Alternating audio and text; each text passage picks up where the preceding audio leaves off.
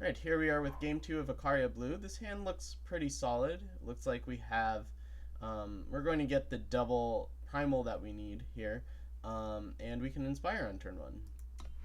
Although, actually, I'm not sure if I want to Inspire on turn 1. If I do that, So, let's see. The problem with Inspire right here is that I want to have Lightning Strike up on turn 2, and I also want to be able to hit my Wisdom of the Elders. So I think I'm actually going to Seek Power now. Those of you that may be more familiar with this deck may point this out as being a possible mistake, but I want to have my Lightning Strike up on turn 2 and then be able to Wisdom of the Elder on turn 3s. Though if my opponent doesn't play anything, I suppose I'm better off just using both these Inspires now, since I don't think I'm being hit by a charge unit this turn. Okay, let's see. Well, I'll just go ahead and play that Sigil. Not too worried about a lone Recano Outlaw, especially if my opponent has a fast spell. I just want to draw more cards this turn with Wisdom of the Elders. So I'm going to go ahead and do that. Another Lightning Strike, that's nice. And another Wisdom of the Elders. Okay. Well, I think I'm going to go ahead and Torch now. I believe my opponent has a fast spell. This could be a pump spell, but that's fine. That means that when I try to torch it later, I don't get hit by that and take additional damage. And I'm going to Seek Power here, and I'm going to Lightning Strike one of my opponent's units on their attack. Probably the Recano Outlaw, just because the Warcry is more threatening than one more point of damage.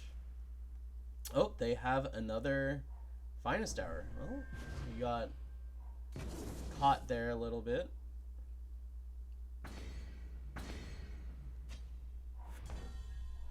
Okay, so now what?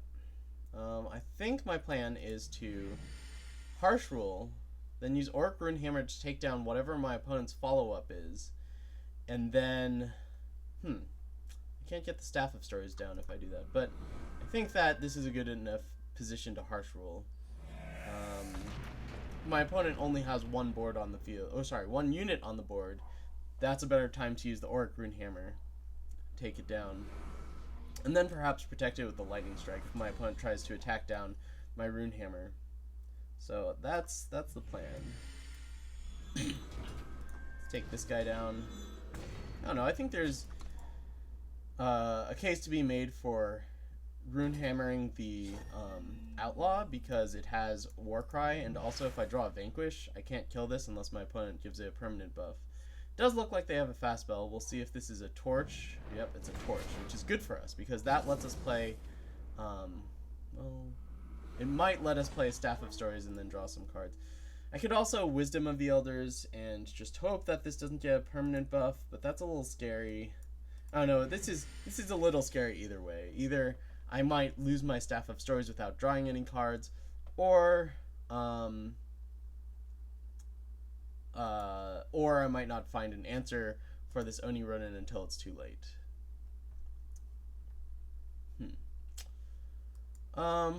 Well, there are a lot of cards that answer Oni Ronin. I'm going to go ahead and Wisdom of the Elders. I'm not sure about this play.